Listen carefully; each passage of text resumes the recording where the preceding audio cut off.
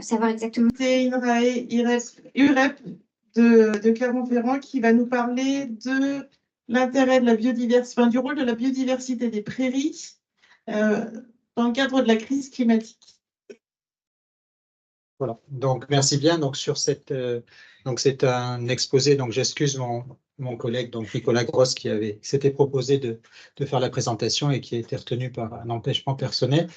Donc ces résultats viennent en particulier de la réflexion et de l'analyse que l'on a au cours de 3 projets de thèse, qui sont la thèse de Lucie Allard, de Donald Luna et de Nathan Rondeau, qui est encore en cours.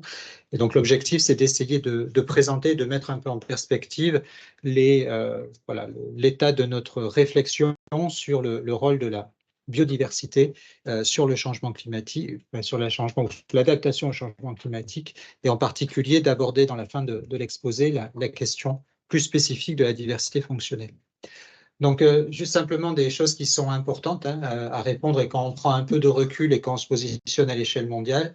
Donc, il faut savoir que la prairie est considérée à l'échelle mondiale comme étant un des hauts lieux de diversité, donc un hotspot de biodiversité. C'est l'un des écosystèmes les plus riches en densité d'espèces de la planète. Et donc, juste simplement cette figure pour vous faire remarquer que la richesse que l'on a en nombre d'espèces à l'échelle du mètre carré serait comparable à la richesse qu'on aurait en forêt équatoriale, mais à l'échelle de 1 km². Donc, c'est vraiment quand on parle de hotspot et d'intérêt et de rôle du point de vue spécifiquement de la richesse spécifique, c'est-à-dire du nombre d'espèces. Donc, on a des éléments qui sont fondamentaux et il ne faut pas forcément aller très loin pour aller chercher ces hotspots, puisque ici, la photo que vous avez, donc c'est une des parcelles qui est connue pour avoir le plus grand nombre d'espèces par mètre carré. C'est une parcelle de fauche extensive, donc en République tchèque. Donc, dans ces zones-là, donc on est bien en fauche et des fois, on se dit que c'est en pâturage que l'on a. Or, souvent, c'est par rapport à la fauche sur lequel, parce que justement, en laissant pousser ces espèces-là et la végétation, on va pouvoir laisser exprimer des espèces de dicotylédones, des fleurs, et donc permettre un réensemencement et des graines, et donc de maintenir une dynamique naturelle. Alors la deuxième chose, c'est pourquoi est-ce qu'on s'intéresse aussi beaucoup à la biodiversité ? Les études récentes, en particulier en pollinologie, et ce que l'on a, c'est de montrer que les prairies, c'est une histoire extrêmement ancienne, même à l'échelle européenne. Pendant très longtemps, on a cru que l'Europe était couverte par la forêt avant l'arrivée de l'homme, ce qui est entièrement faux. Et maintenant, on voit que dès le Paléolithique, on avait des mégafaunes qui existaient et qui maintenaient un paysage beaucoup plus ouvert qu'on le pensait, donc qui est beaucoup plus proche dans les dynamiques écologiques de ce que l'on a en Amérique du Nord ou dans les savanes. C'est-à-dire que cette mégafaune et cette interaction que l'on avait au niveau de la faune sauvage existait depuis très longtemps. Donc ça veut dire au niveau phylogénétique, c'est-à-dire de l'évolution globale de la biodiversité, qu'on va avoir des mécanismes adaptatifs qui sont extrêmement longs et qui sont aussi à la base de la diversité génétique que l'on rencontre.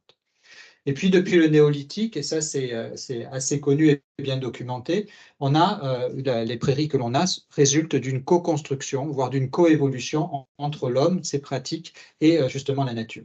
Et ça nous a amené et ça a fait l'objet de plusieurs présentations à la FPF, mais de vraiment dire que lorsqu'on s'intéresse à la biodiversité et à la création de ce potentiel de biodiversité, il faut bien regarder à la fois l'interaction entre le milieu et les pratiques, et l'homme est un acteur essentiel de ces éléments-là et de cette histoire. Donc ça nous amène pendant l'écologie à essayer de comprendre à quoi c'était dû, et donc de créer un certain nombre d'expérimentations sur lesquelles on a mis 1, 2, 4, 8, 16 espèces, etc. Donc ça, ce sont quelques dispositifs qui sont très connus, dont le dispositif de Iéna, et qui a permis de faire des grandes avancées sur la compréhension et disons le référencement du fait que plus on va avoir d'espèces, plus on va accroître le fonctionnement du milieu et plus on aura des performances intéressantes. Alors pourquoi ? Simplement parce que ce système, on est déjà dans un système pérenne, c'est-à-dire qu'il va pouvoir se maintenir longtemps. La deuxième chose, c'est qu'on est sur des végétaux de type herbacé, donc ils vont pousser relativement vite. Et donc ça veut dire que d'un point de vue de l'étude, ce sont des systèmes sur lesquels on peut avoir une réponse rapide à ces variables de force. forçage. Et ça nous a permis d'étudier un lien important entre la biodiversité et le fonctionnement, mais également entre le fonctionnement et les services écosystémiques qui sont rendus et dont Gaëtan a parlé. Et ça, ces services, eh bien, ils sont de différentes natures. Ça peut être la production, stabilité du carbone. Vous avez un poster également qui détaille ces éléments-là. La deuxième chose qui nous intéresse beaucoup, c'est que ce fonctionnement-là va être aussi la source de propriétés qui sont particulièrement pertinentes quand on se trouve dans les conditions de changement climatique, qui sont soit la réduction de la vulnérabilité à ce changement, c'est-à-dire la capacité à encaisser le choc, mais également de la résilience, c'est-à-dire la capacité à se reconstruire après ces choses-là. Donc ça, la deuxième question que l'on a en écologie, c'est de se dire la biodiversité, comment on la caractérise? Donc il y a deux grandes façons de le faire, c'est soit on compte le nombre d'espèces, c'est ce qu'on va appeler la richesse, soit on compte le nombre d'individus, et c'est ce qu'on appelle l'abondance. Et sur ce graphique, vous voyez en orange, ce sont des écosystèmes qui ont été étudiés sur des prairies sous différentes latitudes, et vous voyez qu'à gauche, c'est lorsqu'on s'intéresse à l'abondance, à droite, c'est lorsqu'on s'intéresse à la richesse, et la date pointillée, c'est la limite de sécurité. Et vous voyez que aussi bien en termes de richesse qu'en termes d'abondance, on est au-delà de la limite, c'est-à-dire qu'on est passé en dessous de la limite de sécurité de la biodiversité. Donc, ce qui fait des prairies un des écosystèmes les plus menacés de la planète, et aussi bien sur les aspects en termes de richesse et en termes d'abondance. Et donc, classiquement, ce que l'on a à dire, c'est que ne pas gérer ou ne pas prendre conscience de ces choses-là, c'est nous handicaper dans nos capacités d'adaptation, puisqu'en gros, on se prive de leviers, et en particulier de leviers génétiques, pour justement proposer des solutions ou avoir découvert qui permettraient de mieux résister au changement climatique. Donc ça a été assez connu. Sur la faune, c'est la baisse, par exemple, des populations d'insectes que l'on a ou des populations d'oiseaux, donc qui est liée à une perturbation en particulier des réseaux trophiques qui vont faire que les interactions prédateurs-proie, par exemple, ne vont plus exister. Et donc, on va avoir des disparitions d'oiseaux simplement parce qu'ils n'auront plus à se nourrir d'insectes, et les insectes simplement parce qu'ils ne trouveront plus leurs ressources. Et puis, au niveau de la flore, c'est essentiellement la banalisation qui a favorisé certaines espèces plus productives en permettant l'accroissement de la biomasse, mais en réduisant le nombre d'espèces que l'on a. Et puis, plus récemment, et je passerai assez vite puisque Gaëtan l'a très bien démontré. La deuxième chose, c'est que lorsqu'on prend du recul, c'est de se dire c'est aussi la modification des paysages par les activités humaines, alors soit par la destruction directe des habitats, mais aussi par des politiques qui étaient du remembrement, de la modification d'utilisation des terres, par exemple l'introduction du labour ou l'abandon de la polyculture élevage, qui a profondément modifié et de façon structurellement les paysages, et donc qui impacte directement la flore prairiale. Et donc, ce qu'il y a ici, par exemple, dans cette étude, c'est qui montre qu'en 60 ans, 80% des prairies ont disparu dans ce paysage agricole. Donc, ça veut dire qu'on empêche aussi des potentiels ou des îlots de régénération. Et même si on voulait les réintroduire, de toute manière, ça ne pourrait pas se faire de façon naturelle. Et il faudrait réinvestir probablement en restauration écologique beaucoup plus que ce qu'on avait investi dans cette destruction. Donc, il faut voir aussi que faire disparaître des espèces ou faire réduire des populations en ne leur permettant pas de se remultiplier, ça va entraîner des coûts pour l'humanité au moment où elle voudra, où elle se rendra compte de la nécessité et de la valeur qu'avait cette biodiversité dans le fonctionnement global. Donc ça, ce sont des choses qui sont importantes. Donc bien retenir, souvent, on sait que la menace par l'intensification, elle a été bien documentée.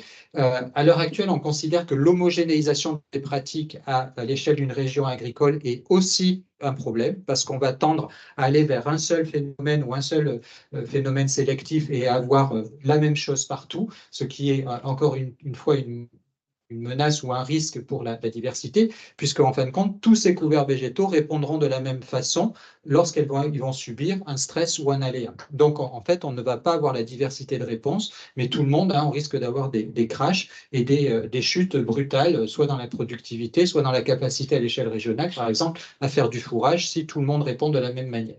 Mais il y a aussi un problème qui peut être lié à l'arrêt de l'exploitation, où là, la dynamique de végétation va reprendre, et donc on va avoir une fermeture de milieu, ce qui peut être le cas dans certaines régions. Lorsqu'on a une production agricole qui n'est pas suffisamment valorisée, il y a l'arrêt de l'activité ou une non-reprise de l'activité, et donc on a cette fermeture qui sera aussi à gérer avec des des conséquences sur l'aménagement du territoire, mais aussi des conséquences sociales qui peuvent être relativement importantes. Donc, pour illustrer ces éléments-là, donc on va s'appuyer sur ce qu'on aime bien dans le Massif central, dire sur la plus grande prairie d'Europe. Il faut savoir jouer avec ses atouts. Et donc, pourquoi? Parce que simplement, c'est une région qui a été relativement préservée. C'est une région globalement de grands plateaux, sur lesquels, en particulier, on ne pouvait pas faire grand-chose d'autre. Donc, l'élevage a été quand même bien préservé, mais surtout avec une très forte diversité pédoclimatique. Alors, au niveau climat, on est à l'intersection des 4 grands climats que l'on a en Europe occidentale. Et puis, au niveau de la géologie, c'est une région qui est volcanique sur un socle hercynien. Donc, on a une très, très grande diversité aussi donc, cette diversité de milieux est importante. Et dans cette diversité de milieux, c'était aussi une région sur laquelle il y avait peu de mouvements, les mouvements n'étaient pas forcément simples, et donc il y a eu des spécificités dans les méthodes d'exploitation extrêmement intéressantes et sur du long terme, et donc une interaction pratique-milieu qui a permis d'avoir cette diversité. Donc, juste simplement, depuis 2008, on a mis en place un réseau de parcelles qui a permis d'avoir des informations.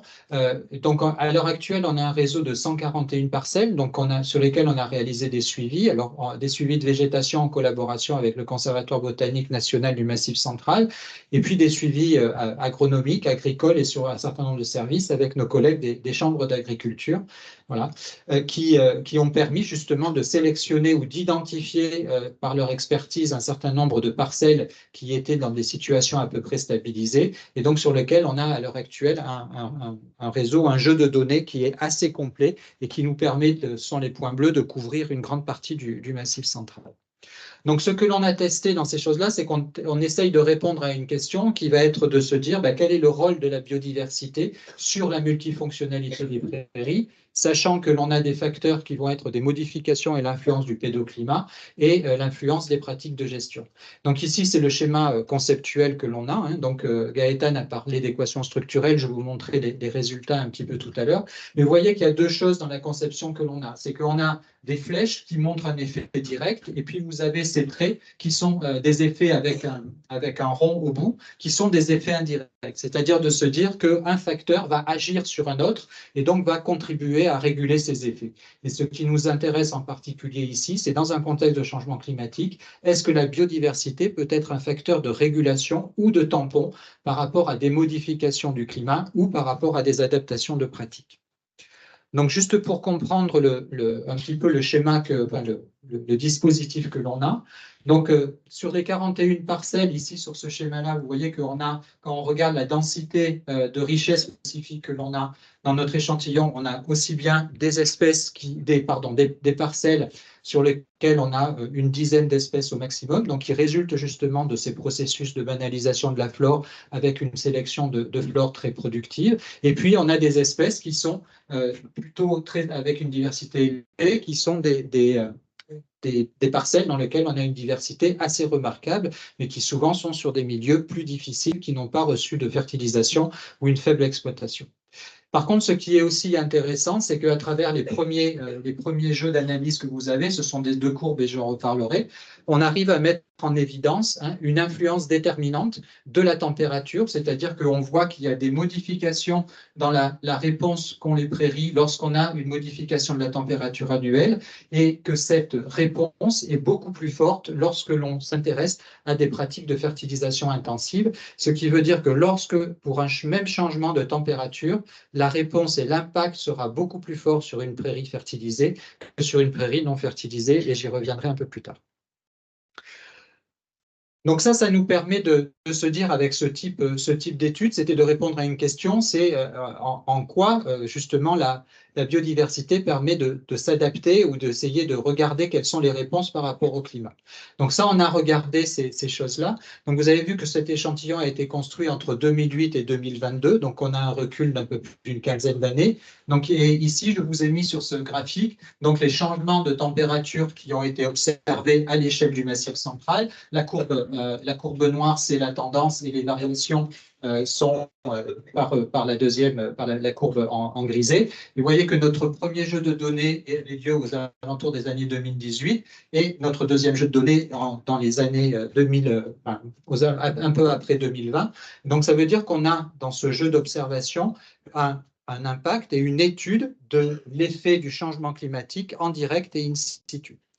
Et ça, ce qui est intéressant, c'est que lorsqu'on va comparer justement, ici c'est les rectangles blancs par rapport aux rectangles verts, le jeu de données, la diversité moyenne que l'on avait en 2008 par rapport à 2022, ben vous voyez que la première chose que l'on retrouve, c'est que l'on a enregistré une chute de la diversité sur les prairies les plus intensives. Par contre, vous voyez que lorsque l'on était sur des prairies à faible niveau de fertilisation, c'est-à-dire qui recevaient moins de 60 unités d'azote, eh ben, on n'a pas d'effet notable de ce changement de climatique sur ces prairies-là, c'est-à-dire qu'on avait une flore qui était beaucoup plus stable et qui a pu encaisser ce changement simplement lié à cette diversité. Donc ça nous a conduit à argumenter, de dire on a intérêt à mettre en place des observatoires qui nous permettent à large effet de regarder en prenant en compte sur une grande région géographique ces effets, cette mesure de l'impact direct en temps réel du changement climatique. Et c'est pour ça que donc je vous parlerai un peu plus tard de l'observatoire des prairies que l'on souhaite mettre en place. Donc notre ambition, ce serait de le mettre en place au niveau national, mais on va déjà commencer à travailler à l'échelle du Massif central.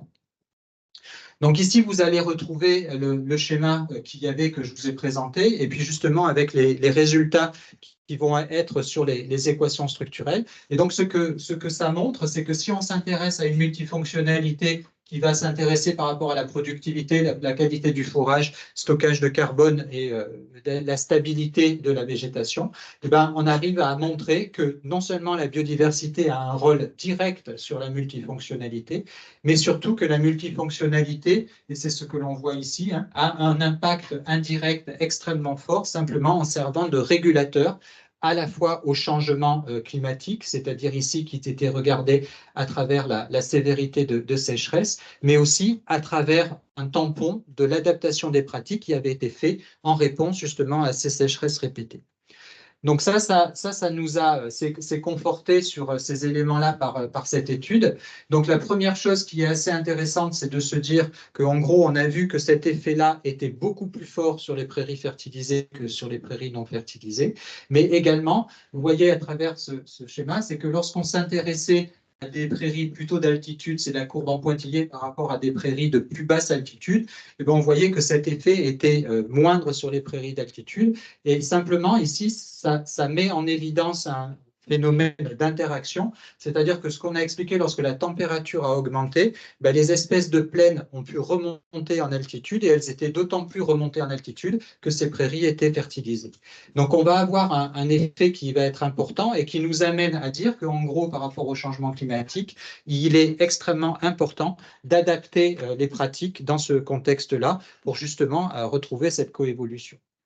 Donc, ce que l'on va mettre en place à ce niveau-là, c'est la conception d'un observatoire qui va permettre justement de regarder cet effet du changement climatique sur ces éléments-là. Et ce sur quoi on va s'intéresser, c'est deux choses. La première chose, ça serait de mettre en évidence en se disant est-ce qu'on a un effet de seuil, c'est-à-dire jusqu'où est-ce qu'on peut aller avant que le système craque. Et puis la deuxième chose, en observant la multifonctionnalité, c'est de regarder ce que l'on appelle un effet délai, un effet retard, c'est-à-dire que tous les variables à laquelle on s'intéresse ne réagiront pas en même temps. Et en particulier, la production va réagir très vite, alors que le stockage de carbone et encore plus la séquestration va réagir de façon beaucoup plus lente. Donc pour ça, on va s'intéresser à des traits fonctionnels, à une approche fonctionnelle, c'est-à-dire qu'on va essayer de regarder les caractéristiques physiologiques, morphologiques ou phénologiques des plantes qui vont nous permettre de caractériser des stratégies à l'échelle individuelle, mais aussi à l'échelle de la communauté. Et l'hypothèse que l'on aura, c'est que ces stratégies et le recoupement de ces stratégies va nous permettre de garder une amplitude de fonctionnement et d'identifier des phénomènes de compensation. Donc ça, pourquoi est-ce que c'est intéressant? On l'a traduit sur ces éléments-là. Donc ici, cette courbe-là regarde pour 4 traits fonctionnels. Donc ça, c'est la surface spécifique des feuilles. Ici, la teneur en matière sèche, la teneur en azote et la teneur en phosphore. La courbe grise, c'est si on prend l'ensemble des traits fonctionnels, de la distribution des traits fonctionnels à l'échelle mondiale sur toutes les plantes. Et la courbe qui est en jaune, c'est si on ne s'intéresse uniquement qu'aux espèces qui sont des espèces du Massif central. Et donc, ce que vous voyez, c'est qu'en gros, les espèces du Massif central, pour des traits comme la surface spécifique, la teneur en azote et la teneur en phosphore, elles ont plutôt des valeurs de traits plus élevées qu'à l'échelle mondiale. Et par contre, sur la teneur en matière sèche, un petit peu moins. Et bien ça, c'est une traduction fonctionnelle du fait que les pratiques d'élevage qui ont plutôt sélectionné une flore à croissance rapide et appétante pour les animaux, au fil des âges, sélectionné à une échelle extrêmement large, ces espèces-là, et on le retrouve à travers les traits et les modes de fonctionnement.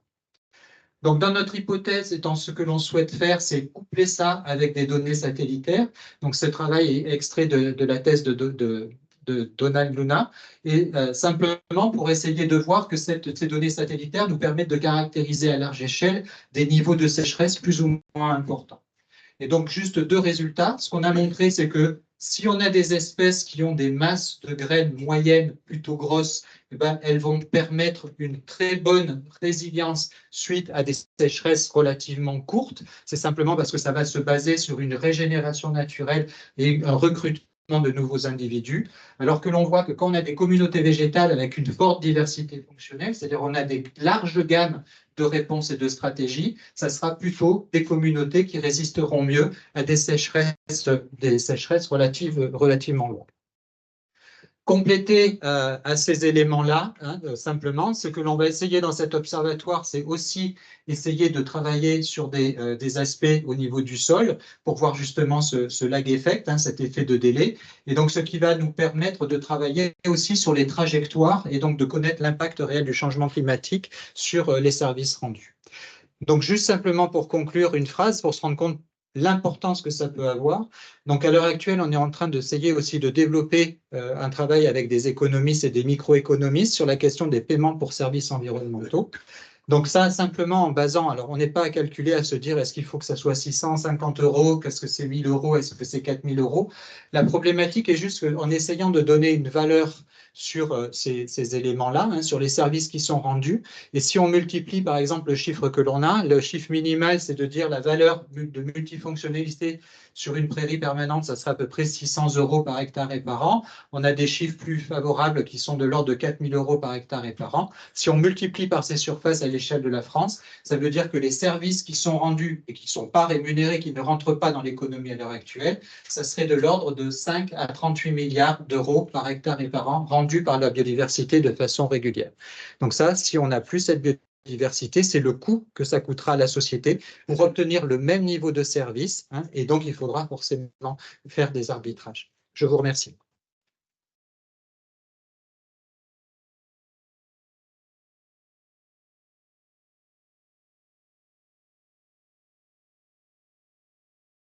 Merci Pascal pour cet exposé.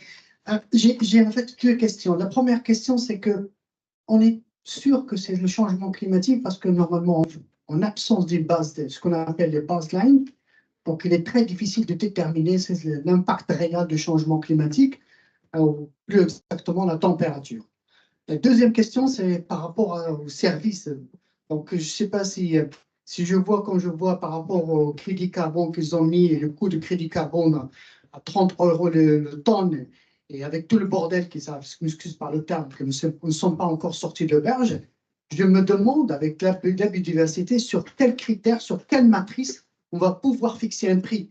Parce que est-ce que c'est en nombre d'espèces? Est-ce que c'est en diversité d'espèces? Est-ce que c'est en fonction d'espèces? Et là, les prix coutumeux sur 1000 €, je ne sais pas, ça me paraît. Tant mieux si ça marche. Alors, mais là, tu dépasses exactement toutes les réflexions en cours. Et bravo. Alors, déjà sur le crédit carbone, la première chose qui est, et quand tu discutes avec des économistes, c'est de dire qu'à 33 € la tonne, ça ne correspond à rien. Et c'est très largement sous-estimé. C'est pour ça que ça ne marche pas, c'est pour ça que ce n'est pas incitatif. Et encore, c'est brasser de l'air pour pas grand-chose. On sait qu'il faudrait être 50 fois plus cher. Des discussions que j'ai avec les économistes, ils me disent, vous avez un gros problème, c'est qu'en gros, soit vous vous intéressez sur des biens qui n'ont pas de marché, donc sur lesquels on n'a pas de valeur, soit vous vous intéressez à des biens immatériels qui, pour l'instant, n'auront jamais de marché. Et donc, le pourquoi, moi, j'ai un peu changé ma position, parce que c'est vrai que en tant qu'écologue, quand on a commencé à donner un prix à la biodiversité, PSE et autres, je faisais des bons énormes en disant il y a des valeurs immatérielles auxquelles on ne peut pas toucher, on ne peut pas donner de valeur.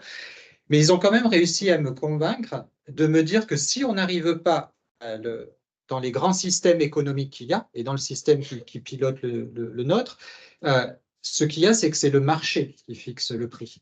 Et normalement, un marché va s'équilibrer à partir du moment où les économistes appellent, c'est ce qu'ils appellent le bon prix. C'est-à-dire que quand des acteurs qui produisent et des acteurs qui achètent se mettent d'accord pour le coût. Et à l'heure actuelle, ces marchés, ils sont dérégulés. On le voit sur les productions agricoles, puisqu'il y a des aides, etc. Et la première chose, c'est que les productions agricoles ne sont pas valorisées au prix correct. Là, ce sur quoi on va s'intéresser, sur ces prix-là, c'est sur l'ensemble, c'est-à-dire c'est la multifonctionnalité. On ne va pas faire un marché pour le carbone, un marché pour les effets culturels, etc.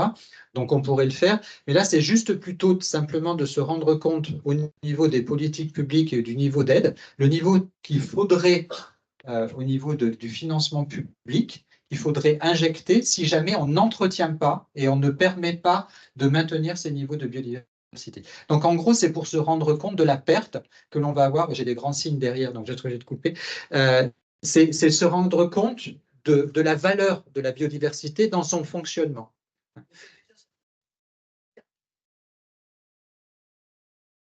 Voilà, mais après le problème, la deuxième question, c'est qu'il a fallu faire accepter le principe. Et la deuxième question que l'on va voir maintenant, c'est de savoir quels sont les indicateurs. C'est-à-dire que la grande question et la grande philosophie, on est sur un principe d'additionnalité, c'est-à-dire que de dire que l'État n'accepterait de rémunérer que sur des services supplémentaires. Or, le problème dans ce cas de biodiversité, c'est qu'il faut qu'on accepte de faire rémunérer sur des services qui sont déjà rendus. Et ça, c'est des choses qui sont difficiles. Mais bon, ça sera un autre débat. C'est pour ça que l'année prochaine, on va justement réintroduire un peu, et on espère pouvoir inviter des économistes qui pourront nous amener des éléments là-dessus. Et je suis obligé de rendre le micro parce que je veux pas fâcher très souvent.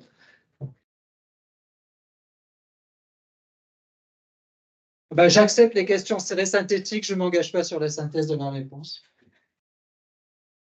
Allez.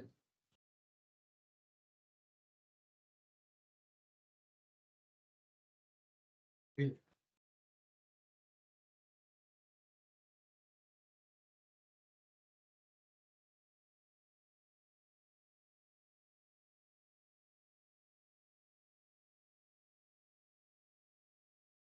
En fait des températures différentes selon les sites qui ont été retenus pour la méta-analyse.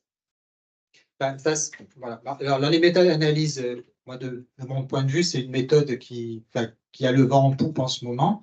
La grosse difficulté, c'est la rigueur avec laquelle elles sont faites. Donc, il y a des problèmes méthodologiques et voilà, ça peut permettre de rassembler des choses. L'avantage, c'est que ça donne un spectre et une vision un peu nouvelle.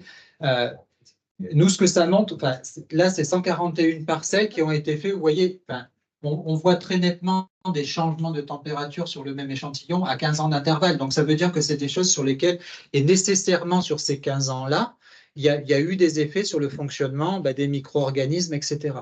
Par contre, de ce qu'a montré Katia et la difficulté qu'il y avait, c'est que simplement le temps de réponse par rapport à l'indicateur sur lequel on mesure, on n'est pas sûr que ça soit sensible, que l'on puisse l'avoir sur cette durée-là.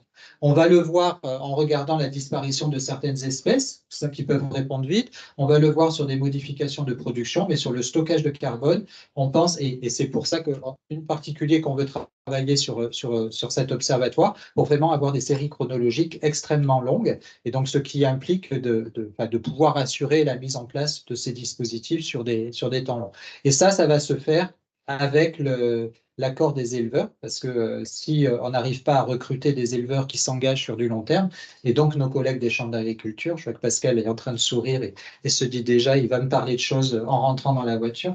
Voilà, on aura besoin de ces acteurs. Et ça, c'est vraiment un message extrêmement fort, c'est-à-dire que la biodiversité et la mise en avant de la biodiversité, c'est absolument pas aller contre l'agriculture. Hein. C'est au contraire, c'est de travailler avec, vers, mais dans une vision qui est peut-être un peu différente que le modèle actuel.